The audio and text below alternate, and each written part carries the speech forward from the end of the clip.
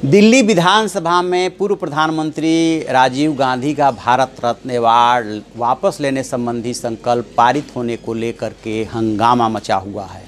असल वजह क्या है, क्यों ऐसा किया गया, क्या कांग्रेस और आप के बीच में गठबंधन की कोई बात चल रही है, आखिरकार आप जो है कांग्रेस से गठबंधन करने को इतना बेताब क्यों है और कांग्रेस दुविधा में क्यों है, क्या है राजनीतिक हालात, मैं आपको बताऊंगा। मैं हूं विद्याशंकर तिवारी, इंडिया न्यूज़ के डिजिटल चैनल इन खबर के लिए। दरअसल जो मौजूदा परिस्थितियां है उसमें आप सरकार को जो फीडबैक मिल रहा है दिल्ली से खासतौर से, उसमें बहुत अच्छे फीडबैक उसको नहीं मिल रहे हैं। यद्यपि उसने एजुकेशन और हेल्थ के क्षेत्र में कुछ काम किए हैं जिसकी तारीफ भी हुई है, लेकिन ओवरऑल जो उसको परफॉर्म करना चाहिए था, जो वायदा किया था वो वायदा वो पूरा नहीं कर पाई है। उसे लग रहा है कहीं ना कहीं उसका और कांग्रेस का वोट बैंक एक ही है और 3 राज्यों में जीत के बाद खास तौर से कांग्रेस ने काफ़ी अपने को रिकवर किया है और बीजेपी के विकल्प के रूप में कांग्रेस को देखा जाने लगा है। इस वजह से आपका परेशान होना स्वाभाविक है कि यदि कांग्रेस के ग्राफ चढ़ेगा, ऊपर उठेगा, तो स्वाभाविक है कि आपको इसका नुकसान झेलना पड़ेगा।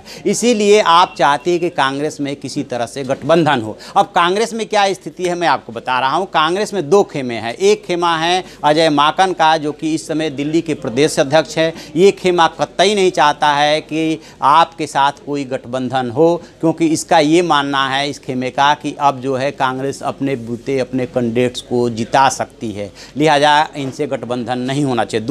इसी में दूसरा कारण ये भी माना जा रहा है कि यदि आपसे गठबंधन होगा तो अजय माकन चूंकि दिल्ली में केंद्र में संगठन में राष्ट्रीय महासचिव थे, मीडिया के प्रभारी थे, मीडिया विंग के, और वो प्रदेश में वापस लौट के गए हैं, तो कहीं ना कहीं इसमें उनकी महत्वाकांक्षा भी है कि वो दिल्ली में बहुत पहले मुख्यमंत्री बनना चाहते हैं। लिहाजा जब आपसे गठबंधन होगा तो कहीं ना कहीं उनके इस महत्वाकांक्षा पे या इस इच्छा पे, इस कामना पे उनके तुषारापात होगा। विरोध का एक कारण ये माना जा रहा है। दूसरी बात यह है कि अजय माकन और शीला दीक्षित ग्रुप जो है दोनों एक दूसरे के विरोधी हैं। आपने देखा होगा कि जब से अजय माकन ने प्रदेश की कमान संभाली है, शीला दीक्षित और उनका खेमा एकदम अलग थलग सा है। बीच में हाईकमान के निर्देश पे अजय माकन ने उनसे समझौता करने की कोशिश की थी, उनके घर भी गए थे, लेकिन कहते हैं कि जब गांठ पड़ जाती है तो वो गांठ का खुलना जो राजनीति में खास तौर से बड़ा मुश्किल होता है, वो गांठ अभी तक खुल नहीं पाई है। इसीलिए पिछले दिनों जब आपसे समझौते की बात चली थी तो शीला दीक्षित ने ये कह करके उसको हवा दे दी थी कि जो भी हाईकमान डिसाइड करेगा हम उसे मानेंगे। लेकिन अब जो दिल्ली विधानसभा में जो डेवलपमेंट हुआ है कि जो संकल्प लाया गया या उसमें बाद में जोड़ा गया, उसके बाद जो कुछ भी ड्रामा हुआ, उसके बाद से दोनों पार्टियों के बीच में खटास बढ़ गई है और कांग्रेस में जो 2 खेमे थे कहीं ना कहीं वो नज़दीक से आते हुए दिखते हैं कि किसी भी सूरत में आपसे गठबंधन करना कांग्रेस के लिए हितकर नहीं होगा, क्योंकि ये वही आप है जो अन्ना आंदोलन के कोख से पैदा हुई थी और इसी मनमोहन सिंह के नेतृत्व में यूपीए सरकार का विरोध करने के लिए लगातार उसने आंदोलन किए थे। उसके बाद यूपीए सरकार को कमज़ोर करने में कहीं ना कहीं उस आंदोलन का बहुत बड़ा रुख रहा। उस सरकार को भ्रष्टाचारी सरकार साबित करते रहे थे।